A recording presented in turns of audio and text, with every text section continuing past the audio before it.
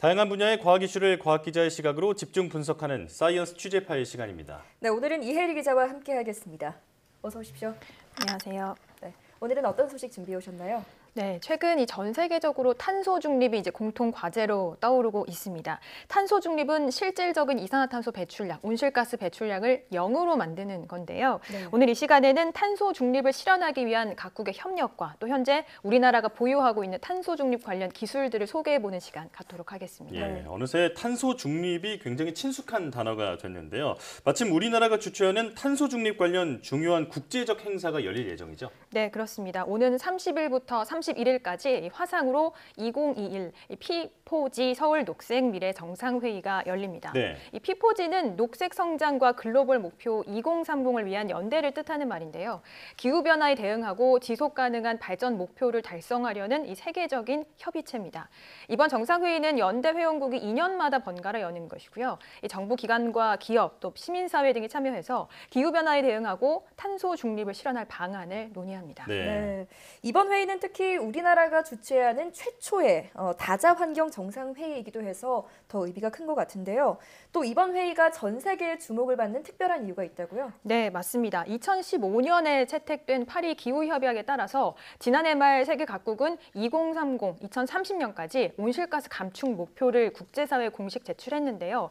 올해가 2030년 목표를 달성하기 위해서 본격적인 행동을 실행하는 첫 해가 되기 때문입니다. 네. 이를 두고 행동의 10년이 시작한 해라고 표현하기도 하는데요. 따라서 올해 개최되는 정상회의의 의미가 더 크다고 볼 수 있고요.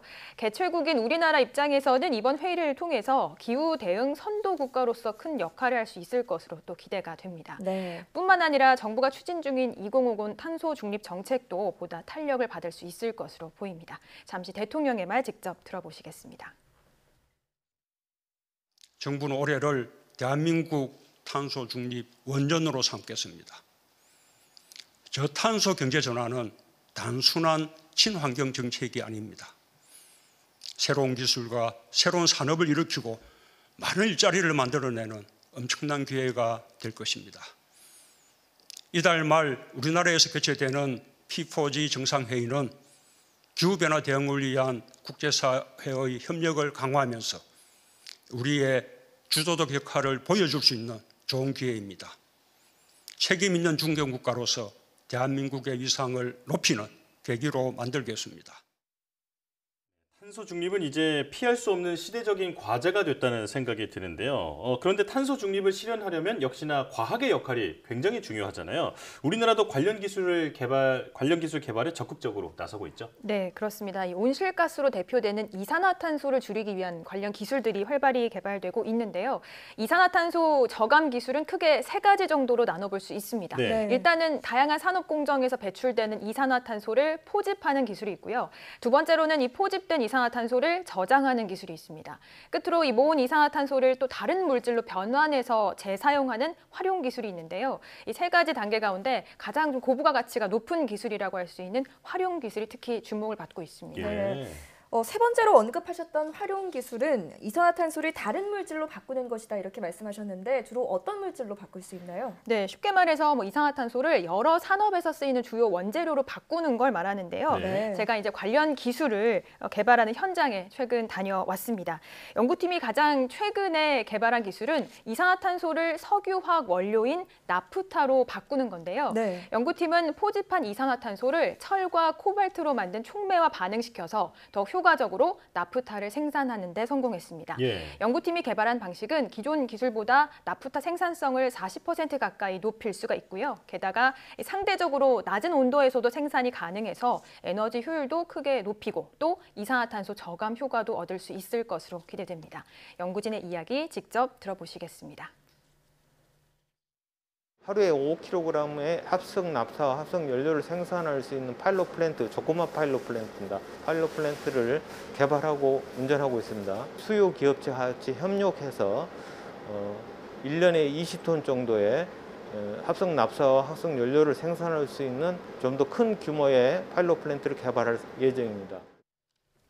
이런 기술이야말로 탄소도 줄이고 또 경제 효과도 낼 수 있는 일석이조다 이런 생각이 드는데요. 네, 맞습니다. 이렇게 생산된 나프타는 현재 석유를 정제하는 과정에서 얻고 있습니다. 예. 이 나프타를 활용해서 뭐 플라스틱이나 합성 고무, 합성 섬유까지 만들 수가 있는데요. 우리나라는 연간 약 5,400만 톤의 나프타를 사용을 하고 있고요.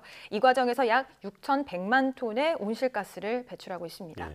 연구팀이 개발한 기술을 활용한다면 배출되는 온실가스를 그만큼 또 줄일 수 있게 되겠죠. 네. 연구팀은 관련 기업체들과 함께 생산 설비 규모를 키우는 연구도 이어갈 예정입니다. 예. 네. 그런데 나프타 말고도 이산화탄소를 활용해서 다른 물질로 바꿀 수 있다는 건데 어떤 것들이 가능한가요? 네, 대표적으로 이제 이산화탄소를 일산화탄소로 전환하는 기술을 예로 들 수 있는데요. 네. 이 일산화탄소 하면 보통 뭐 연탄가스를 떠올리실 수 있을 텐데 네. 사실 일산화탄소가 산업적으로는 무척 중요합니다. 예. 아마 하나쯤 갖고 계실 수 있을 텐데 여행 가방 같은 경우도 네. 일산화탄소를 재료로 해서 만들게 되고요. 또 우리가 자주 사용하는 위생봉투, 또 차량 내장재 이런 것들이 일산화탄소를 재료로 해서 만듭니다. 그렇군요. 관련 뭐 시장만 해도 수조 원에 달하는데요. 거의 일상생활 속에서 일산화탄소로 만든 물건들을 매일 사용한다고 해도 과언이 아닙니다. 예. 그런데 일산화탄소를 온실가스인 이산화탄소를 활용해서 만드니까 상대적으로 훨씬 친환경적인 방법이라고 할 수 있겠죠. 네, 연금술처럼 느껴지는데 우리 연구진이 특히 이 일산화탄소 생산 기술에서 세계적으로 앞서고 있다고요?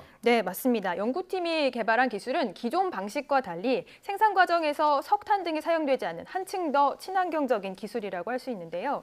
그러면서도 일산화탄소를 효율적으로 생산할 수 있어서 관련 산업에 큰 주목을 받고 있습니다. 예. 이 공정의 핵심 가운데 하나는 일산화탄소를 생산할 때 사용하는 고효율 촉매인데요. 연구팀은 촉매를 더 오래 사용할 수 있도록 내구성을 높이는 한편 대규모 일산화탄소 생산 설비 개발에도 주력하고 있습니다. 연구진의 이야기 들어보시죠. 석유를 우리가 이제 수입을 해서 그 석유 제품이나 이런 거 많이 만들지 않습니까? 그걸 이산화탄소로 다 이제 바꿀 수 있다는 겁니다.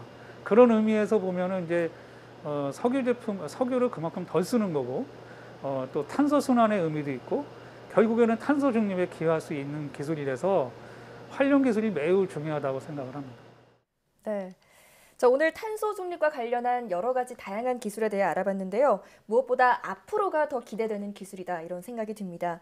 우리 연구진이 개발하는 기술이 앞으로도 상용화까지 원활하게 진행되고 또 산업에서 활발하게 활용될 수 있었으면 좋겠습니다. 오늘 나와주셔서 고맙습니다.